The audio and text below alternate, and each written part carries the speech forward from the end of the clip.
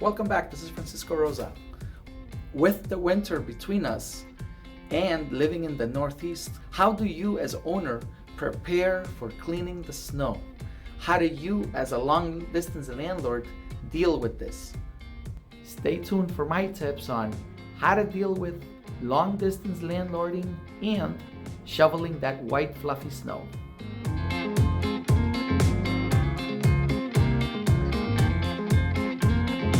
Winter storms don't come every day, but when they do, they're difficult to deal with. So how do you as a property owner deal with it? If you live in the property, clearly you're able to take care of the snow and shovel on your own. But what if you're not around?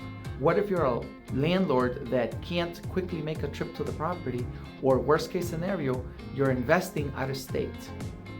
Money solves everything, and that includes the ability to contract any work.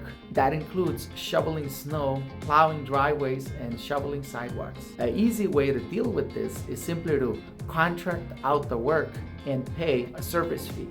Now, I've looked into this, but in some locations, that can be quite expensive. On the other hand, if you have a cooperating tenant or a really good rental agreement, you may be able to ask that they take care of the shoveling of the snow when the snow hits. But you have to understand that there are consequences to that. What if they are working for you and they slip and fall and get hurt? Now, that's very unlikely, but nonetheless, it's a factor you must account for when asking that that be done. I've thought about reducing the rent or simply offering some sort of stipend or fee to get that covered. I have a property and I deal with that issue every winter. I haven't committed to anything long term, but I have people I rely on that can help. Sometimes my father has swung by the property and cleaned up when I can't make it. Apart from having a relative or a family friend that can help, I've looked into the option of hiring out the work. But for me, who has one property, I haven't found it to be worthwhile just yet. If I could commit to a fixed fee, that'd be great. They generally will only come out and clean the snow if it hits over a certain amount, 1.5 inches, 3 inches. On the other hand, if you really have no alternative, it's something that you account for.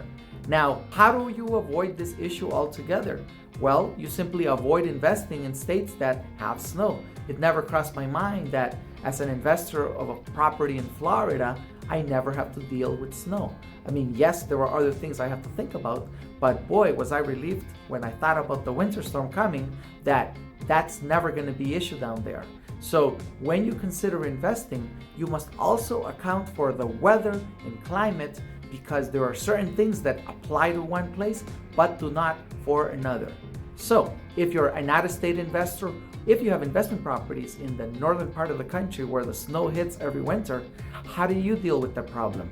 Comment below and let me know so you can share that advice with others, so that we can all come together to find a solution that works for all, because this is the place to find answers and solutions. The best way is to share the information we already know to help others who are following the same path. Thank you for watching and stay tuned for more.